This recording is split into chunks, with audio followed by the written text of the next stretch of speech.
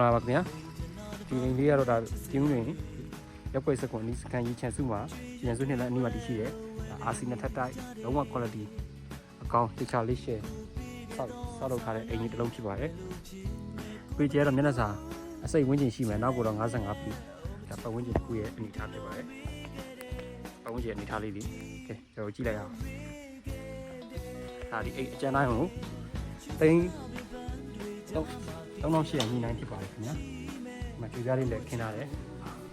RC စစ်ဖြစ်ပါတယ်ခင်ဗျာဒီအောက်ဖက်မှာဆိုရင်ဒါ master အခန်းပါဝင်ပါတယ်ပတ်ဝန်းကျင်နေရာလေးရောအရင်ပါ master အခန်းအကုန်လုံးစိတ်စုပေါ်တော့မကြတော့ဘူးဒါဒီအောက်မှာဆိုရင်ဒါအခန်းဒါအိမ်အကူကြီးလေးဒါအိမ်မှာရှိတဲ့လူတွေတော့ထားမယ်အဆင်ပြေတယ်ဒါ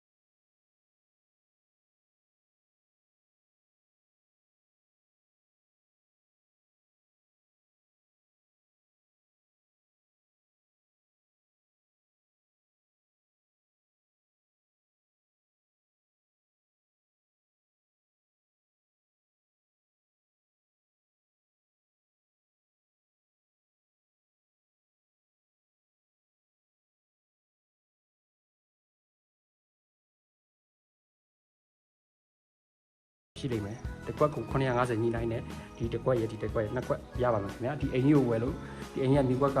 တေချယ်လေးအားမရဘူးဆိုရင်ဒီဘေးကနှစ်ကွက်ကိုဆက်ယူပြီးတော့ဒါမိမိရဲ့ကိုယ်ပိုင်ဒါစိုက်ခင်းကဘာငယ်လေး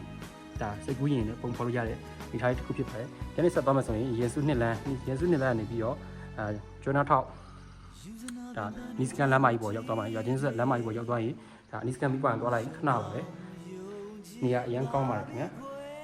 ကဲဒါကျွန်တော်ပုံမှန်ချိန်နေတာဒီထပ်ပြနေ။ဒီနေ့ပေါ်စင်းတော့ကျွန်တော်တို့ကောက်ထပ်ပြပြမယ်။3800ဒါပပညီနိုင်နဲ့ရောင်းချရမှာဖြစ်တယ်ဒီအိမ်တစ်အိမ်လုံးဒါမှန်တကားတွေဒါရေမီစစ် PEC အောက်လုပ်ပြီးမှဒါဝယ်သူစိတ်တိုင်းကြတုံးဆောင်ပြီးမှအနံပြီးမှလည်းဖြစ်ပါတယ်ခင်ဗျာ။ဒီ RC အစစ်ဒီပုံမှန်ဒါ RC ပဲเนาะ။ RC အစစ်ဖြစ်ပါတယ်။ကဲအားလုံးကျေးဇူးတင်ပါတယ်ခင်ဗျာ။